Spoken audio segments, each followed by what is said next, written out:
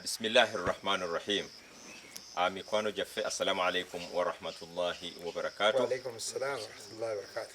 Tuli wano mu kifo nga bwe kirabise ne bakadde baffe bemugenda okuwanga mweyongera okulaba nga ensonga etutuuziza wano ya muwendo. Abdul Karim Kalisa nga bulijjo abatuusaako programu ez'enjawulo zikagwirawo naye ate nga za mugaso nnyo.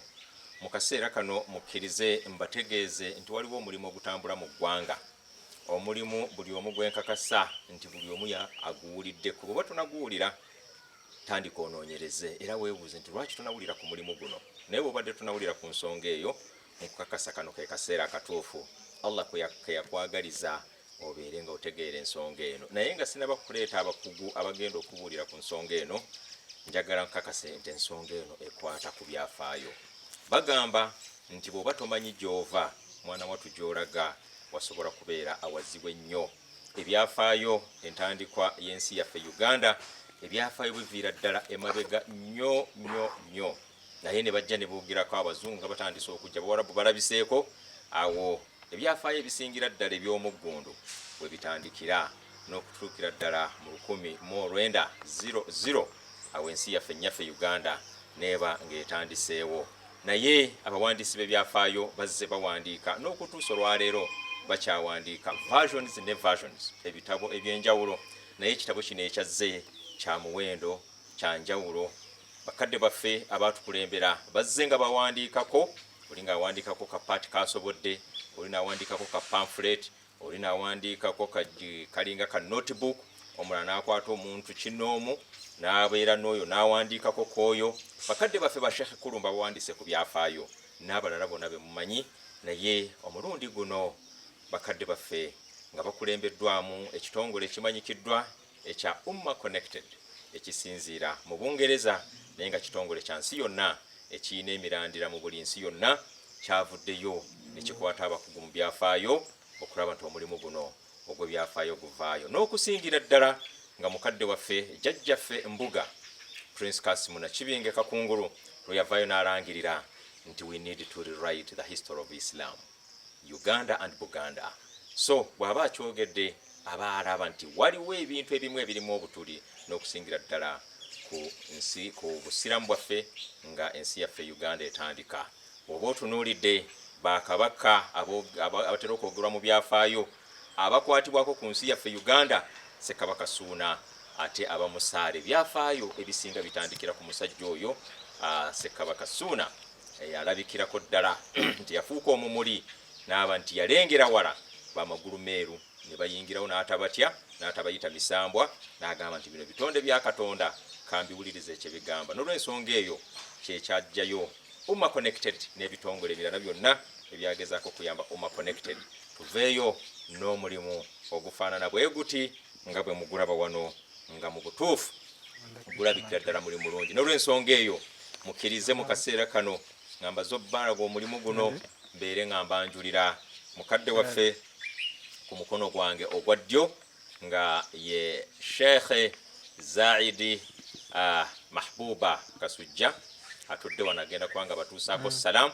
n'oku mukono gwange ogwa kono tulinayo empologoma y'obusiraamu mukadde waffe Imam Idi Kasozi Kawaganya yatudde wano ku mukono gwange ogwa kono nga tuli mu kifo kye tutuddemu kujja kukuwulira obunyonyi mu background bugezaako okuba nti bwe buleeta sounds si byuma wabula nature yevaayo nga tuli mu nsozi ezeeno entungamu gye twasazzeewo tujje tusinziire eno mulabeko n'abasajja bajjungu tebeekajala abaawa bonna mubeere nga mukakasa nti obusiraamu mbogo yakola omulimu munene. N'olw'ensonga eyo mu kaseera kano mukkirize Zaid Mahbuba abatuuseeko Salam, naye mu salaamu ye njagala beere ng'atutegeeza omulimu guno mu bufunzo bw'ekitalo omulimu guno gutegeeza ki. So mukadde waffe Zaid olina emirimu ebiri egy'okukola. Ekisooka otuuse Salam eri mikwano gyaffe, omulimu ogwokubiri obategeeze nti omulimu guno nze nina kyenkutte naawe olina kyokutte ne mukadde waffe Imam Kasozi ayina ekitabo kyakutte. Bitegeeza ki mu kaseera kano? Neyanziza nnyo ssebo Haji Abdul Karim Kalisa abatuliza abalungi abatulaba abalungi amanya baganjudde Ustaz Zaid Mahbub Kasujja Semakalu kubadde olirabidde sebo Semakalu badde olirabidde tolyogedde ne ka Ustaz mbadde nkale alhamdulillah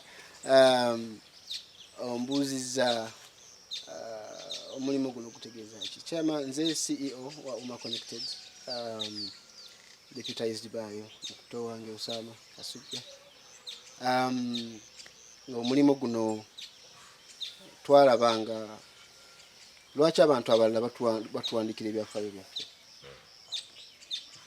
lwaki abangereza balina otuwandikira ebyafaayo byaffe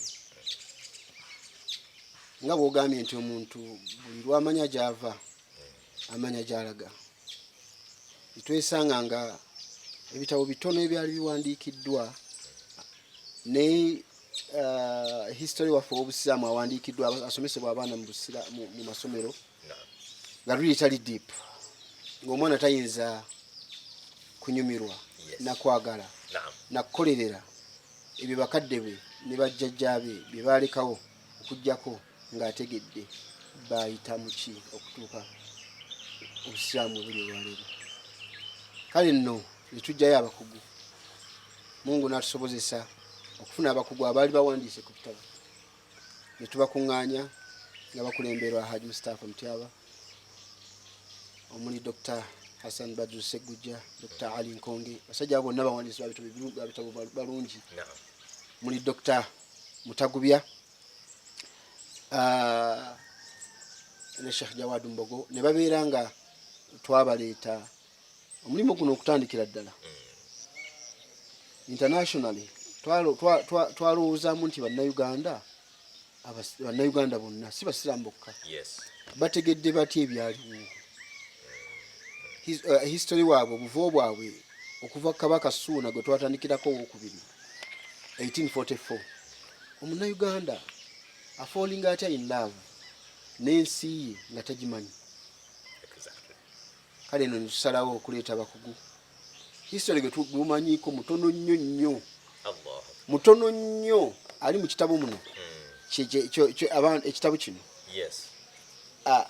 ndowooza history gwomanyi ku Buganda ne ku Busiraamu alinga kenkana kati katono nnyo nti ebintu ebiri muno gwomanyi babatolanga shahada bakaddewo nga asiramuse babatayirizanga ki bwe bamalanga omutayiriza olumuli bwe yamalanga omutayira olumuli ne bamusika omukono shahada nno shahada ogitola otya yeyo si yeyo yiyo kati ye yali tagisobola gyatula nga bamugaa nti walaadira waswakira olwo ngaasiramuse wali okiwuliddeko byonna biri mu kitabo kino walaadira waswakira kwe kusoma akalaadi osoma akalaadi waswakira osenya suna ya nabbi ogiyina okitegedde omuswaki waswakira eyo shahada yabwe nga bayingidde obusiraamu byonna ogenda bisanga mu kitabo kino katono nnyo kenjagadde abantu bamanye kale nno nga kitabo kino kigenda kuwa omuntu ekifaananyi falling in love n'ensi ye ante respecting obusiraamu bwe n'amadiini amalala amanye lwaki ebyaliwo byaliwo ne lwaki tuli gye tuli ebiriwo buleme musumbwa kutegeera bw'anaategeera ekiri muno n'ebiriwo byonna olwaleero ajja coming down amanye nti nenkola ya nabbi naye bwati bwe yabonaabonera obusiraamu bwe naffe bwe tuliko katugumiikirize. Amin. Alhamdulillahi rabbil alamin. Oyo mukugu Ustad Zaid Mahbuba mukadde waffe bwatyo bwatutangazizo omulimu guno gwe mulaba gwe tukutte n'essanyu nga tubadde tulina okuvuga mayiro ezisuka 1,300 tujje mu kifo ekitutuuza tukyalondoola eggwanga Uganda lifaanana litya tufune ekifo kye tusobola okutuula twogera ebigambo bino abasajja bajjajjaffe bye baayitamu waswakira Allahu akbar walaadira bye bigambo ebyo. So mukadde waffe ngenda wa Imam Kasozi naye muwulireko ku Salamu naye njagala ye ebigambo bya bitambulize nti omulimu guno okufaanana bwe guti gujjidde mu kiseera kituufu twalwawo oba tayimu yeeno yennyini ebadde esaana okufuna emirimu egifaanana bwe gite ginyirira luyali n'okwata volume nga CEO wa Oma Connected nga bwatutegeezeza nti buli history erina gw'omanyi ku bajjajjaabo ku ggwanga lyo ku Buganda n'ebikwetoolodde akakasa nti omulimu guno bakadde baffe baagukoze. Mukadde waffe Imam, omulimu guno bwe tulaba ettendo nga sinaba kuddayo wa Zaida tubuulire abantu bagufuna ddi guddako ddi naye bwe njagala abantu tuli mu kiseera kituufu twalwawo oba tuli watuufu. Bismillahi rahmani rahim, alhamdulillahi wassalatu wassalamu ala rasulillahi sallallahu alaihi wasallam. Ntuukira ku kibuuzo, ebitabo bino kati kiri obwedda kyemulaba kya Lungereza, kino kya Luganda, waliwo n'ekyoluwarabu. Mashaallah. Abantu mumanyi ebitabo bulijjo babivuunula buvuunuzi, naye bino twabiwandiise concurrently, si kuvuunula kitabo kino nakiri. Twabadde tulina abawandiisi mu nnimi ezo zonna concurrently, okuvuunula oluusi omuntu awandiika kyategedde kyasomye. Naye wano kwabadde kuwandiika nga tuwandiika concurrently mu nnimi ezo ssatu, era ekitabo ky'oyagala ky'ojja okufuna. Ekiseera kyabadde kyekituufu olw'ebyo bye tuzze tuyitamu, naddala nga bwewayanjudde edda nti ebitabo ebisinga bibadde byogera ku bantu. Omuntu agenda nayogera ku Imam Kasozi, nayogera ku gundi, era bw'omanya ojja kusanga abaasimba obusiraamu mu Uganda kitabo kifunda. History wa Islam mu Uganda kyaba Professor Kasozi nakyo kirina wekikoma. Kasozi n'awandiika ekirala ku Kakungulu ngayekka. Then waliwo Sheikh Sebayiga ne Abdul Damulira nabo bawandiika history Islam in Uganda, naye nga bawandiikira bayizi bano basoma mu masomero. N'abantu abalala bonna gwe kiwali olabyeko. Enjawulo ya kino nga bwe babuulidde abantu abagassa obwongo, abo be baatuula bali mu kyoto, naye emabega waabwe waliyo abantu bangi nnyo ng'ate tuli ku mikutu gya njawulo. Abantu bapulezidenti baleeta ekintu nti ekyo nedda kano mwakaleseeyo. Kale ekiseera kyabadde kituufu okuwandiikamu ekitabo kino, wookifunira naawe kijja kubeera kituufu okugenda n'otegeera biki ebirimu. Ekyenkakasa tebyaweddeyo, kituwadde challenge okuddamu okunoonyereza gwe woona. Kati tolina bwogenda kumanya nti ebyewamwe byasigalayo okugjako ng'osose kusoma kino kitabo. Ojja kusangayo ebyafaayo ebiri Etteso, ebiri Mosnairo, ebiriwa n'ebirala bingi biba bisigaddeyo nga bw'olaba, kubanga ng'ekyo kye babagambye shahada waladira waswakira, ebyo bigambo wakuutira kujjinja. Kati ebintu ebyo bisatu nga bwe mulabye, kati abantu abamu tebabimanyi. Kati mulimu for example kyemmanyi, taata wange yalina mukwano gwe Haji Musa Lubakali. Musa Lubakali bwe yali agenda e Makka n'amusiibula n'agenda e Makka, bwe yakomawo najja n'anyumya emboozi ng'amaze, imagine yalinnyira ennyonyi Entebbe, naye Kawaganya yali Kazala kumpi n'eno gye tuli kati wetugerera essaa zino. Lubakali bwe yajja n'agamba nti Yidi Kawaganya nakulabye ng'ofuna ewuzu ku ssaawa 7 ogenda kusala zo.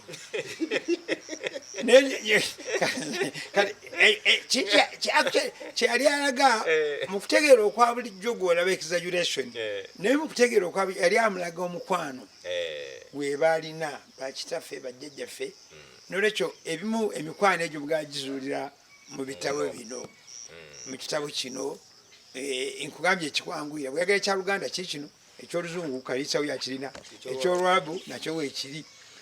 N'olwekyo essaawa yonna bifuluma. Manyeyi mugakwekanga nti esente nnyingi zetwakituumye, naye nyina ebitabo bye nnaakagula. Waliwo akatabo akyali kali ne munsawo yange wali singa nkabalaze ne mukalaba, akogera ku Idi Amin, katono nnyo bwe kati. kagula emitwalo 10 wala akatabo k'Oluganda bakwogerako kinako nakalabye nako kagula emitwalo 10 naye kino ekitabo kiri mu peegi 600 kiri mu peegi 600 nakyo tugala kitunda emitwalo 10 kati abalala abali eyo oyinza okusalawo n'ogulira ekyalo Kiramba noyinza okugulira amasomero ge wamwe oyinza okugulira n'abalala kyembadde nsinga okwagalamu naye ekitabo kino nga bwe bagambye kyazze ku right time. Lwaki kijjidde ddala ku kiseera nga n'ennamba z'abantu baffe abasomye ziweze. Edda oba oliawo singa byajja abantu bagambye nti kati bano abataasoma nekirungi bwakakasa nti baasoma kuba n'abawandiise baliwo badokita 3 balina PhD 3 bano bebogedde Dr. Ali, Dr. Badiru ne Dr. Hassan Mutagubya bonna abo badoctorate. Ekitegeeza nti waliwo advance mu byokusoma, so right time yeeno. Ate ebitabo irimu wejjira weewo kyova olaba ebintu bingi tetubimanyi naye bwe tubisangira bwe tukola ki n'olwekyo ekitabo kyajjidde mu kiseera kituufu. Alhamdulillahi rabbil alamin. Ekitabo kituukidde ddala mu kiseera kituufu kubanga naawe oyinza okuba nga olimu abo bategedde ensonga eno ekwata ku history of Islam in Uganda, ebyafaayo ebikwata ku Uganda. Mwana wattu bwe tuba twogera ku bintu bino ebyokuba nti ekitabo kino tetutegeeza nti kyabasomi bokka. Osomeseza omwana, osomeseza omuzzukulu, gugula ekitabo kiteeka awaka. Omuzzukulu ne bwajja n'akusomerangako peegi 2-3 ojja kunyumirwa emboozi. Ojja kunyumirwa emboozi eri mu kitabo kino kubanga emboozi eno ojja kulaba ng'ekwata ku bajjajjaabo, ekwata ku bikaabyo, ekwata ku buli muntu yenna wandibadde oyagala okuba ng'otegeerako. So tubakakasa nti omulimu guno nga Munnayuganda, oli Mukristaayo, oli Mukatuliki, oli Musiraamu, buli muntu yenna owa buli kika, oli mu nsi y'ebweru mu kaseera kano, oli mu Amerika, oli luddawa, osobola okulaba nti olaba history of Islam in Uganda okakasa bukakasa nti wandiyagadde okumanya omanye. Onooba omaze okusoma ekitabo kino mujja kulekerawo okutandika okubuuza how is Amin. Amin yafadde emyaka gisusse abazungu bano naye basinga okusoma naye ate babibeekweka bati otuuka mu nsi y'abazungu how is Amin. Amin yafadde wa myaka giweze emeka naye nga twagala musome tuleme kubanga tudda mu bigambo ebifaana bwe bityo. Mu kibuuzo ekisemberayo ddala ku ludda olwaddyo nga tuddayo ko wa Ustaz Zaidi nga tumubuuza omulimu guno kakati abantu gubatuuseeko gutya, omulimu guno abantu nga gugenda batuukako gutya, insha Allah abantu basobola okusoma omulimu guno omulungi. Naye nza Sewaaji, omulimu guno alhamdulillah tugumaliriza bulungi nnyo era lonchi yagwo tugenda kironkinga ekitabo kino nga 4 omwezi guno gutandika ogwa March. Tugenda kubeera ku Africana ogwokusatu mu Africana mu Kibs Hall ku ssaawa 9 lujja kuba lwakutaano ssaawa 9 baada aljumaa olumala okusaala juma fena nga tukola ki nga tugenda ku Africana. Naam, okuyingira kuli free wabula abantu bajje ne sente zigenda okugula ebitabo nga Imam bwagambye emitwalo 10. Naam. So okuva ku olwo omuntu abyagala tujja kubeera ku Zoom, tujja kubeera ku Salam TV, tujja kubeera ku TV ez'enjawulo. Omuntu abyagala asobola okubeerako ku Zoom n'asasula ekitabo kye n'akisanga Emawanga ku ofiisi yaffe Emawanga, akuba bukubi ssimu n'akifuna ekitabo kye. Abali Bungereza, abali America, abali Korea, abali China, abalina kubanga uma connected yonna inayo ba ambassadors. Yes. Ebitabo byabwe bajja kubifuna, bayinza n'otubuulira wawe tubiteeka. Abagulidde amasomero, abagulidde ki, byonna ebitabo bijja kutuukayo. Naye nga insha Allah byonna omuntu anaaba yagadde ekitabo ajja kukisanga Emawanga ne Buziga ku ssomero insha Allah. Alhamdulillah rabbil alamin. Kakati ndowooza mutegedde omulimu guno gubatuukako gutya ku lunaku olwennyini lwatugambye ennaku z'omwezi nga 4 omwezi ogwokusatu nga wakamaliriza salati Jumaa obeere nga oyolekerako Africana. Naye bw'owulira nga tolina mitwalo gyo 10 mu nsawo totawaana. Tetugenda kuddaho tusome ekitabo nti bagenda kuwuliriza. Tugenda kubanga omulimu tugwanjuluza, mulabe ku bawandiisi, mulabe n'okubategeeza kawonvu n'akaga ke bayiseemu. naye zijja kuba tuyabalako ne ku bifaananyi gye bavudde aha kubanga twagenda tukwata sebo twagenda tukwata tulina documentaries bajjajjaffe gye baayita entalo gye zaali luzi ki lwe basooka okusima kawumpuli yabakwatirawa yonna gye baayita yonna bwe bava mu kijungute abaagaana okudda mu Buganda balagawa ne bajja eno yonna ebifaananyi byonna tubiina video tuzirina n'ebifaananyi tujja kuba tubalagako wali ku projector katono nnyo video tuzirina naye n'abaana azaagadde nazo tusobola kugira ki asobola okuzifuna inshaallah omuntu alyoka afuna ekifaananyi ekisinga obulungi asasula esente zenga really asasula kyagenda okufunamu. Exactly. Muguulidde omulimu ogwo ensaasaanya y'ekitabo kikutuuseeko kitya yeeyo Africana ng'entandikwa naye ngaffe ebitabo birirwedde stores zijjudde essimu mugenda zifuna otandikirewo okubanga okuba ssimu twagala ogenda okujja ku Africana okufuna documente naye ng'ebitabo byo omaze okuba ng'oteeka ekitabo mu library wasasula dda ebitabo otadde mu library otadde mu masomero wali abaana bo ebitabo bisaasaanyiza nga ggwe gulayo ebitabo 2 ebitabo 5 obere ng'osaasaanya ekitabo abawandiisi bakoze omulimu ogwabwe naawe twegatteko mu kusaasanya ekitabo kino. Naam, omuntu ayinza okulowooza nti okugula Qur'ani n'agisaasaanya mukka mwafuna empeera oba yassarna al-Qur'ani n'atalowooza nti ekitabo kino olw'okuba kya luzungu ntajja kufunamu mpeera. Mwana wattu buli goonaagulira ekitabo kino n'akisoma n'amanya Qur'ani Allah Qur'ani gye tusoma erimu kimu kyakusatu nga Allah atusomesa history. Allahu akbar. History aboostinga imaani y'omuntu. Kati omuntu buli lwasoma ekitabo kino n'amanya ku busiraamu bwe gye buvudde ng'ofuna empeera kimugulidde. Buli lwakisomye ofuna ki? Ofuna empeera. Empeera tekoma eri ku Qur'ani na yassarna. Ne bw'onaagula kino n'okimpa ojja kufuna empeera. Mwana wattu ebya Allah yabyesigaliza naye omulimu guno osobola okusaasaanya ekitabo kino nekyagazisa ate oli yalemwa okusoma Qur'an n'asoma ebiri muno n'osanga taate kimwagazisa ate okunoonya Qur'an agisome olw'omulimu gwalabye n'obusiraamu osiramudde omuntu olw'okuba asomye ekitabo kino omulimu ogwo tugamba nti munene nnyo. So tusaasaanye ekitabo kino tugenda wa imaamu naye abeere nga wa comments ezongera okukakasa omulimu guno aweeye essimu ze zonyini kubanga kitabo kino center egenda kubeera Mawanga headquarters zaffe we ziri we tugenda okusinziira branches tugenda zibateerawo tubateerewo wangu awo ku Salam TV mujja bisangawo wawonna centers zonna tujja kubanga tuzibabuulira naye nga tusinziira Mawanga era imaamu agenda kubanga atuwa essimu lwaki tubawa essimu zino siza kunyumya mboozi kukuba simu nti imaamu njagala ebitabo 5 imaamu njagala ebitabo 2 imaamu njagala bwenti nze Dr. Haka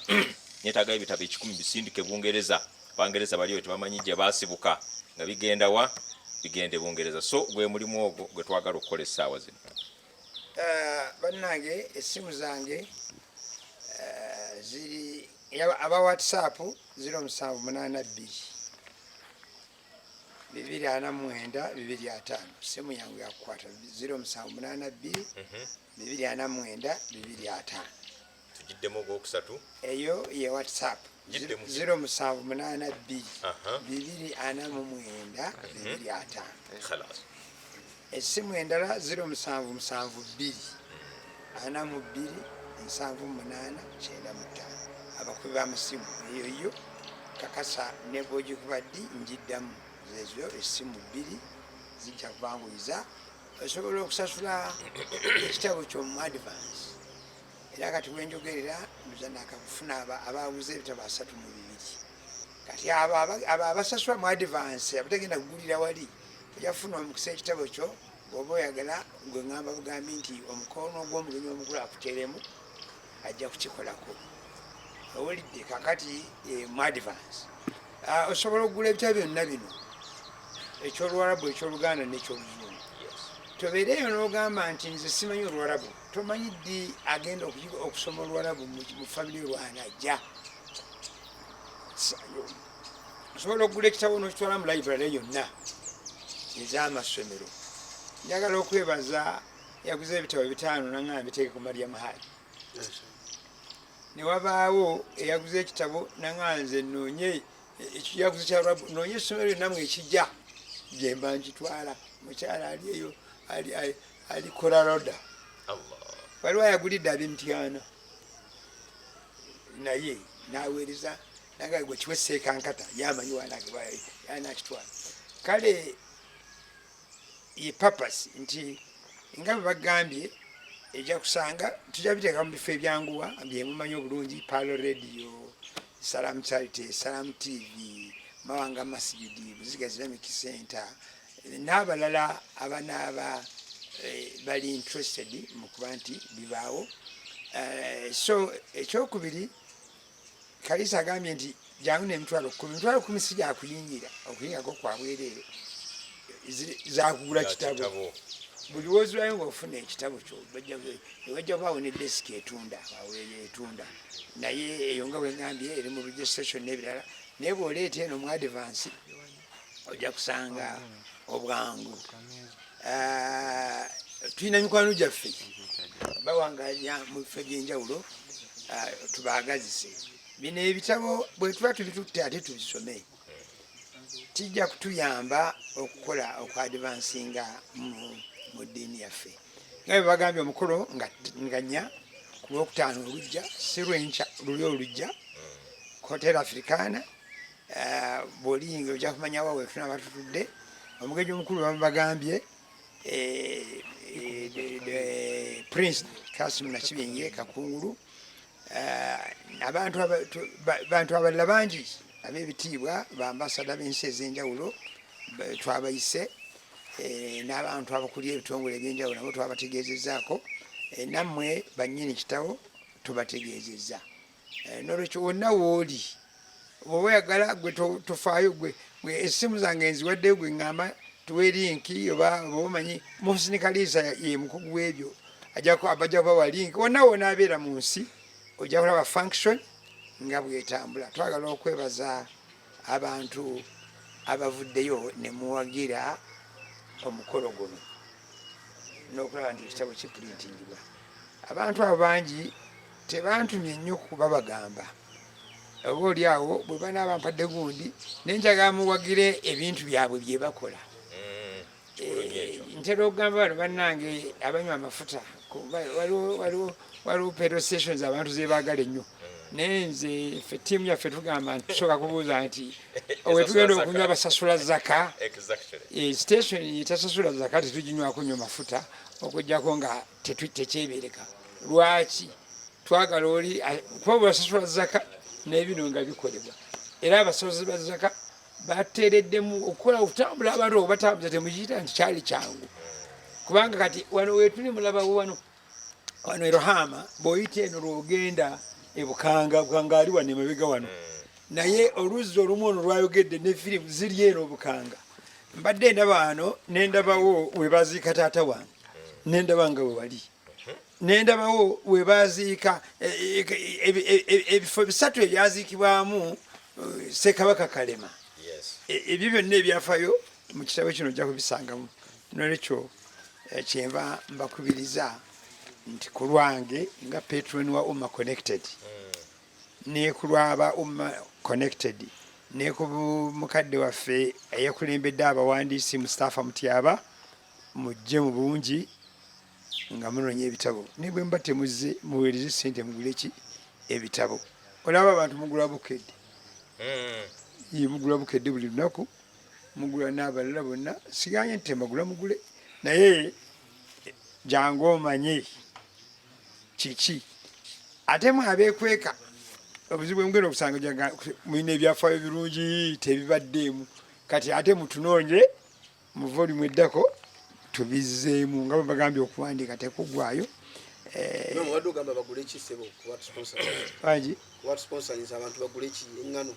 Bagule eŋŋano bagule amafuta Supreme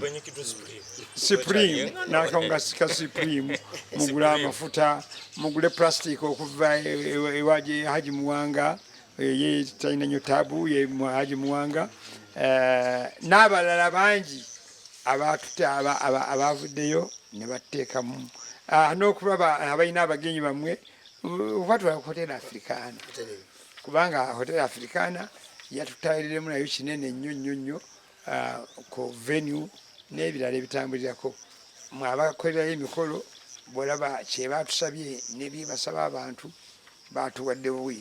Allah subhanahu wa ta'ala ate okuwa kuno nga baali bakutuwadde Haji Ibrahim Mwanga nga tannafa mumuteekere mu dduwa zammwe. Assalamu alaikum warahmatullahi wabarakatuh. Wa alaikum salam wa rahmatullahi wa esimu za Imam Kasozi muzitegedde bw'oba zikutawaanyiza erinnya Kasozi Imam mulimanyi bulungi akuli ku Lusegera jajji ku essimu obeere ng'omukubira. Nange kankuwe essimu eyange omuweereza wa Imam bw'aba akulemeredde osobola okunfuna ne mukutuusaako ba ne nkuwa ekitabo eyange eri 070 oteekeko 5 emirundi 3 not emirundi 3 eyange nyangu nnyo ewulidde sinzeko ya mukama wange 070 5 0 nakati sigikutte eyiyo naye yankaso okwata ezisooka nti 070 5 emirundi 3 0 emirundi 3 nga kiwedde ate yayimamu mirundi asimanyi 5 ate 2 la hawla empulira n'omutwe gugangala kukwata ngenda gibawa eyiyo kati bw'omala okubawa eyiyo ayinjagana ne international community ogiwe nayo basobola nabo kubanga bakufunira internationally kulaba nti n'Omumerika asobola okwangulira okusindika Ebungereza nate ne tuwanga tusobola okukola ki okugenda ku mulimu ogwo. Nyanza sewa eyange ya Uganda eri 0708 71 0081 0708 71 0081. Ebungereza eri nanga eriko WhatsApp +44 74 12 602 351 +44 74 12 602 351. Abanoonye dda bamaze si ekyo bakuyina alhamdulillah rabbil alamin. Era bwatuuse kuyeewa bwe y'Ebungereza n'omala omugamba ajogere mu Luganda tagisobola era azze mu lweri kubanga lwe boogera lwokka naye ndowooza mugifunye enamba eyo. Mikwano gyaffe tubategeeza nti omulimu guno bakadde baffe bagukoze beewaddeyo ndudde ebbanga Imam Kasozi nga yayogera ku kitabo kino ali luddawa akuŋŋaanya bino ab'Ebungereza naam mpangadde mu bintu by'okuwandiika era mumanyi kati munyumiddwa kati njagala bagobesa kyemuwangaala nakyo ekigamba nti kirungi naye singa kibadde kyabwereere kino kitabo si kyabwereere kirungi si kyabwereere. Nzijukira bulungi nawandiikiranga amawulire ga Vicegerent n'omusigire twasobola kuwandika mu Luzungu agamba nti kibadde kirungi naye singa kibadde kya Luganda. Bwe twateeka mu Luganda agamba nti kibadde kirungi naye singa kibadde kyabwereere. Ebintu ebyo by'obwereere byasuula guide ne bisuula Salamu ne Shariati ne bisuula ne bisuula waliwo olupapula olwa Voice of Africa baluyaga message ne bisuula Mairos ne bisuula Mairositoni kegamba ne bisuula kana akatabo ka Katende akatabo Katende nkerabidde akatabo ka Katende naye bakakubiranga awaawo enakaseera awo wali ofiisi yabo nako ne kagwa owulidde ne busuula ali Nuuru Sala gundi Kitangaala byonna ekintu ekyabisuula Abasiraamu kutugamba nti ebibadde birungi n'esinga byabwereere. Omulembe gw'obwereere bannange mulekerawo gwemanyiiza tuguviiremu ddala lwe tunaayimirirawo. Ebyo byonna ate ekigateko n'ebirala ekimu ku kireeta ekyo twagayala okukola bajjajjaffe ebintu byonna bye tulina baabikola bukozi ne babituwa emizikiti amasomero byonna baabiteekawo nga babiguze ssente zaabwe kubanga bwe baali bagabana mu ndagaano y'olugendo ono gyagambye nga bagaba tetwagabana naye kati tuyina oliwo osanga emizikiti mu amasomero naye byonna bakadde baffe baayita muntu wano wetudde wano wemulaba wano ndowooza mukulu waawo kamwogere abasinga temumanyi omugenzi Alhaji Abdunur Kalisa omu ku bantu abasooka okusiraamuka mu kitundu kyeno kati eno bw'obuuza ab'eruhama nti wali emizikiti emeka gisukka mu 3 naye lwa mukadde waffe Abdunuru Kalisa mumumanyi Dr. Anas Kalisa oyo mwana ne bakalisa abalala bemumanyi naye kalisa original Abdunuru Kalisa y'omu ku ba assasa obusiraamu wano ate netufuna omukisa netuula mu lujalwe. Njagala kwebaza abaana olw'okuba nti ekitiibwa kya Haaji nammwe mukitutte mu maaso. Assalamu alaikum warahmatullahi wabarakatuh. Wa alaikum salam wa rahmatullahi wa barakatuh. Lwaki imaamu yatusitudde ndowooza ensonga eyo mugiwulidde okuba nti abamu abasajja abaavaayo ne batunuulira omulimu guno ne basiraamuka nga bakawaganya bano bazze boogera ebintu ebitegeera ekifo ekigambo kye twakula nga tuwulira nga bagamba nti omuganda n'enkoko abantu bayina efiti naye ng'ate nga waliwo ekirungi kye bakola ng'omuntu bwe yeeyiiyanga aliwo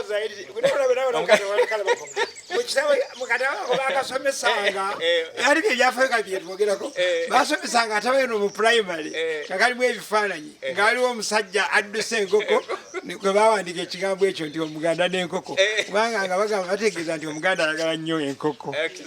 So byebyo byonna mujja bisanga muno emboozi ezisinga okunyuma ate n'ekirala ekisingira ddala obukulu okuba nti wano wennyini Dr. Anas Kalisa waali wagalamidde wamangaawo nga jjajjaffe embuga yali yakamala okuba nti amutaddewo ng'akulira akakiiko nakakwongera okulondoola ebyafaayo nga imaamu bwe yabategeezezza nti omulimu guno gukyali mugazi. Versions and versions.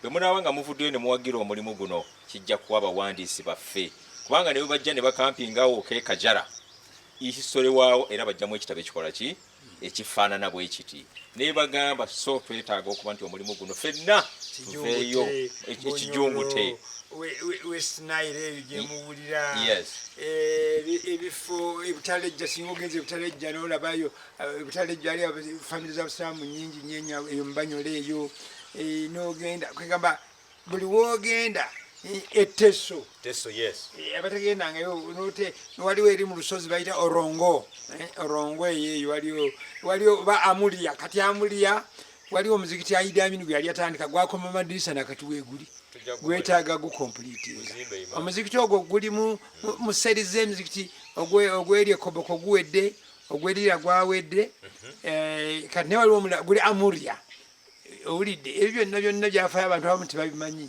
naye bw'otambula muri neggwanga oluusi lwojja okutegeera ne valu ya Idi Amin Dada ate ekitabo kino nakyo kimwogeddeko nnyo mu by'obusiraamu bwe.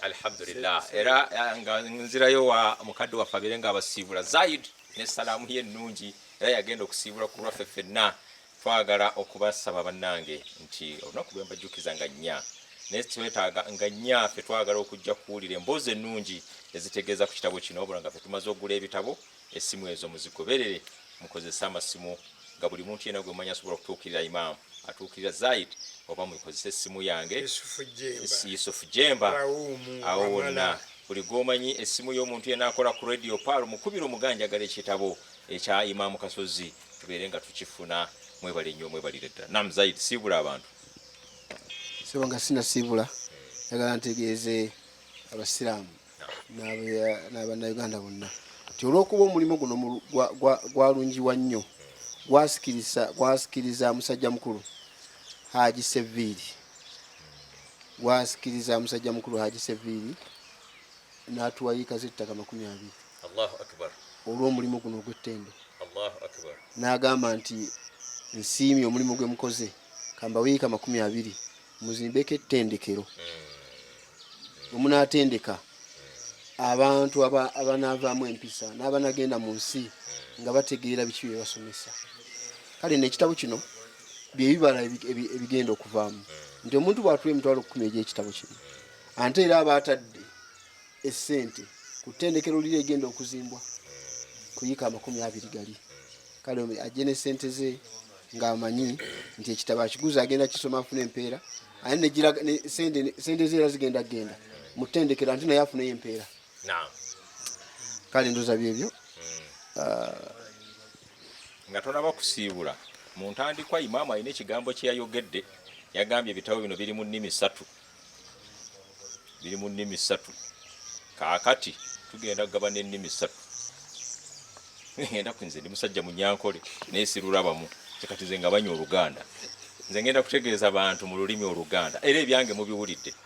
Imaamu Kasozi agenda kuswaza mukadde we Kawaganya eyamuleka nga alina emyaka 3 oba 6 simanyi, agenda kutubulira mu luzungu mu bufunze ekitabo kiwanga n'abangereza mwaluwandiise. Kaakati Mahabuba gyagalamidde sebo ogenda kwogera Luwarabu ate wawandiise Luwarabu nga tomanyi kulwogera, naawe yo abantu bategeeze mu Luwarabu ekitabo kye twawandiise, nze olulimi olwange ndumaliriza ekitabo ky'Oluganda. Mujje mugule ekitabo weekiri Imaamu Kasozi abantu baliireriire mu lulimi Olungereza, kawaganyaaje ali awuliriza gwe kutabulo ojja kundaba tumali tugende wa Mahabuba yogera Oluwarabu. Thank you very much, Brother Karim. We have spoken much in Uganda, but we would like to inform you that this book is written in 3 languages. We have the English version. For those who did not follow in Uganda, we are inviting you to the launch of the book, History of Islam in Uganda. It is the first of its kind, collecting information from all the parts of Uganda by reaching out to the local people who gave us their experiences. The book has been initiated by Ummah Connected, a group of Muslims from Uganda particularly, located in various parts of the world, who during COVID came together and initiated this. And then they worked together with our brothers, Hajim Mutiaba, plus Dr. Linkonge. Those of you who have studied in Islamic University in Uganda, you know him. He's a professor of literature. Dr. Badru Seguja, he has also taught at the Islamic University in Uganda, has taught at his university in Zanzibar, and he is for a very long time, those of you who went to Ruchibuli, he was your imam and your teacher. Then lastly, Jawadi Mbogo, an innovator who innovated the Muslim Museum. Along Entebbe Road at Kitende, there is the Muslim Museum. You can visit him. So all that information is within this group. So for English speakers, please, you are also invited to be part of the process that will launch this book on the 4th of March 2022, Friday, at exactly 3 p.m. Hotel Africana. Alhamdulillah Rabbil Alameen. English people, I think you are now comfortable. You know what we have been talking about. Now we are going to Arabic and see how Sheikh Mahbub is going to struggle with his Arabic, but I know he's very fluent in Arabic. But as of now, I think we would say that those who want to hear more about the Mahbuba telling you that this work in Arabic, come to Africana. You will hear him and enjoy Sheikh Mahbuba for this great work he has done for us. Our viewers, thank you so much for being with us. This function will be broadcasted live on Salam TV and all our social medias, including NBS and other major medias in this country. It will be presided over by Prince Kasimu Nachibinge Kakunguru, who is the grandfather for both Islam and Buganda. Nojaffe nga bwe tubategeeza nga tuvudde ewa Imaamu Kasozi amazunze wange olulimi olwange n'abategeeza Luganda. Imaamu Kasozi amaliriza saidi ye era ensonga ze kawaganya azimaliriza tetugenze wa zaidi wabula tugenze wa mukadde waffe Speaker Mahbuba gwe tugenzeeko essaawa eno abategeeza omulimu nga bwe twagukoze mu lulimi Oluwarabu. نعم شكرا لكم إخواني. فقد كتبنا هذا الكتاب في اللغة العربية أول ما كتب في هذه اللغة في هذا البلد أوغندا. ماذا نرجو منكم؟ نرجو منكم أن تنشروا هذا الكتاب وأن تشتروا هذا الكتاب. فنرجو منكم أن تأتوا في هوتيل أفريكانا إن شاء الله. اليوم ستكون يوم الجمعة، ليس الجائي، بعد الجائي إن شاء الله، الساعة الثالثة بعد الجمعة إن شاء الله. نرجو منكم أن تنشروا هذا الرسالة إلى إخوانكم. السلام عليكم ورحمة الله وبركاته. وعليكم السلام ورحمة الله وبركاته. أيها المشاهدون ومشاهدات، هو أخونا شيخ محبوبة Asemakalu, barakallahu fikum. Thank you for viewing. Assalamu alaikum wa rahmatullahi wa barakatuh.